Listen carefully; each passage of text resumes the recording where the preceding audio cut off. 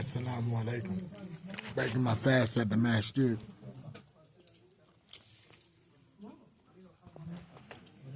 Yeah, just was going through my phone and I realized that I saw some news about the damage Gerald McClellan took from that fight and how it left him disabled and stuff, and it's starting to come out with new conspiracy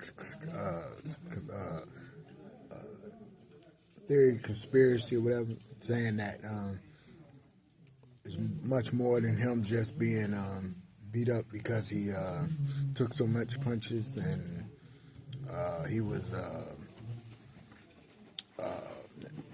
that he just took too much punishment in that fight. Now they're saying that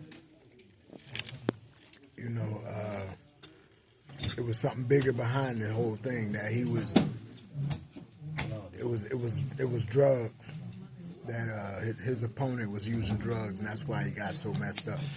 But as I was reading the comments, it made me think. I was back in Atlantic City, I think, in that time of this fight, and we used to have some of the roughest sparring matches in the world. But we was known for being rough, and Philadelphia is known for being rough, and Atlantic City is right down the street, and we was worse than Philadelphia at the time. But some people want to blame it on that, saying no, it was from the rough sparring they did that at the Kronk's gym.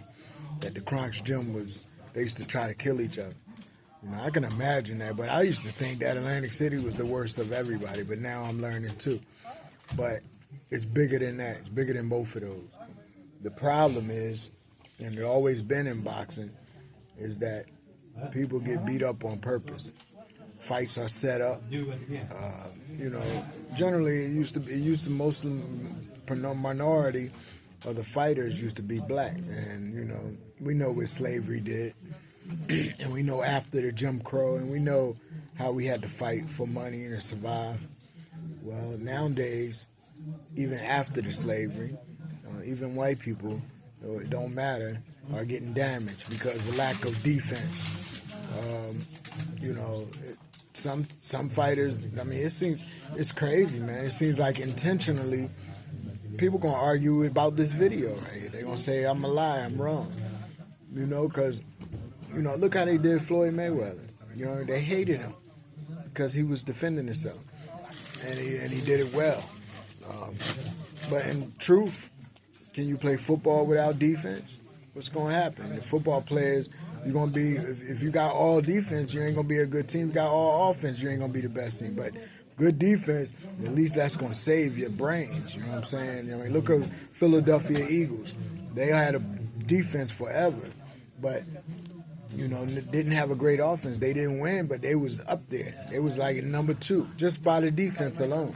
So boxing and defense ain't even talked about, because we'll lose a lot of money if people didn't get their brains knocked out.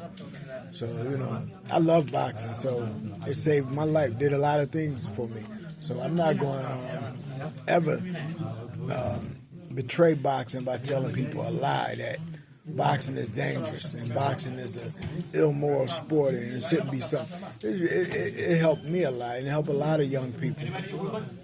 But if you do it wrong and you don't learn the defense, it's very dangerous. And it's sad when you see conspiracies going against that, And so I just wanted to say that, man. Don't sleep out there. Do what you love, whatever it is in this life, but do it the proper way and learn offense and defense to everything you do. Peace. Much love.